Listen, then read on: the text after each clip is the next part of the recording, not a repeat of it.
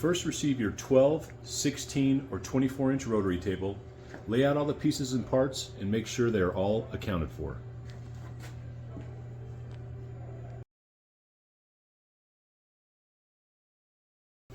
The first step is to remove the 4 screws at the bottom of the post.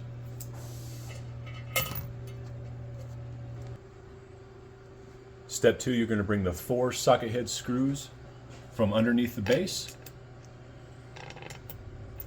and attach them to the bottom of the post.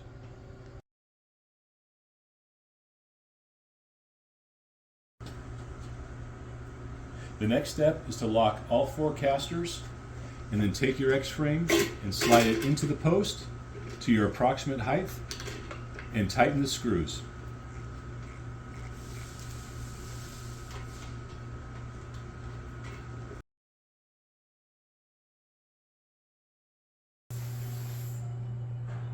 The next step is to loosen and remove the hub knob. The next step is mounting the table to the X-frame. You're going to use the shear pin as a locator for one of the holes in the tabletop. The next step is to mount the table to the X-frame, again using the shear pin as a locator to make sure it slides into the hole. The next step is to retighten the hub knob on top of the table.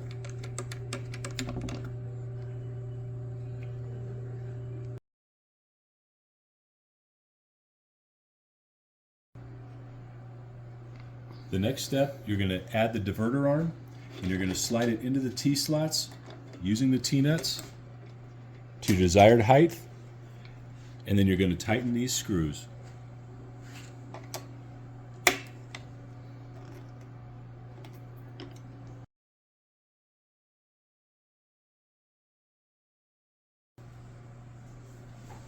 Your next step is to take your driver mounting plate, attach it to the driver box, and then slide it into the post and tighten the screws.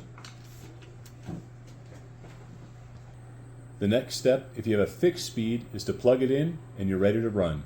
If you have a variable speed, connect the motor cables, plug it in, and you're ready to run.